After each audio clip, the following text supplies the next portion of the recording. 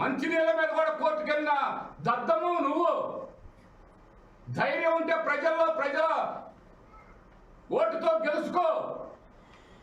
ప్రజల ఇబ్బందులు పెట్టేదానికి, ప్రజల్ని నష్టపెట్టేదానికి, ప్రజల్ని కష్టపెట్టేదానికి, ప్రజల్ని అన్ని విధాల పూర్తి స్థాయిలో ప్రజలకు తాగునీరు మీద కూడా రాజకీయం చేసే నీలాంటి దద్దమ్మ, నీలాంటి రాజకీయ నాయకుడు ఉండటం ఈ ప్రాంత దరిద్రం అని ఈ సందర్భంగా తెలియపరుస్తున్నాం. ఈ ప్రాంతానికి నువ్వు పట్టిన శని, ఈ ప్రాంతానికి నువ్వు పట్టిన నీ శని వల్ల ఇవాళ సురేష్ మాల్ రోడ్డు దగ్గర నుంచి చూస్తే కోర్టుకి వేస్తావు. హిందూ శ్మశానం ఏర్పాటు చేద్దామంటే కోర్టుకి వేయించావు.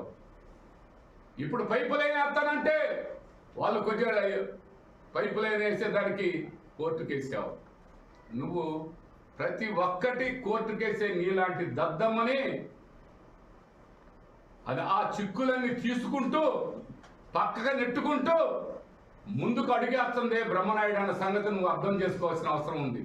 నీ దద్దమ్మ పనులు, నీ దద్దమ్మ వేషాలు, నీ లింగడేశాలు, ఇక్కడ నీ లింగడేశాలు కుదరవు.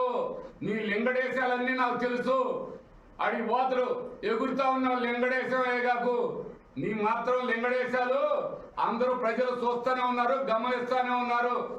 అయ్యా లింగడేశం గారు, నువ్వు ఇంకొక మాట చెప్తాను.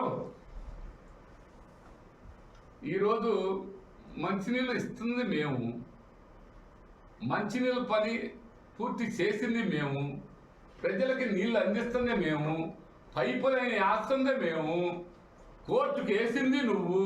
మళ్ళీ ఆ పైపులు కాడ మోటార్లు అంట. మరి మోటార్లు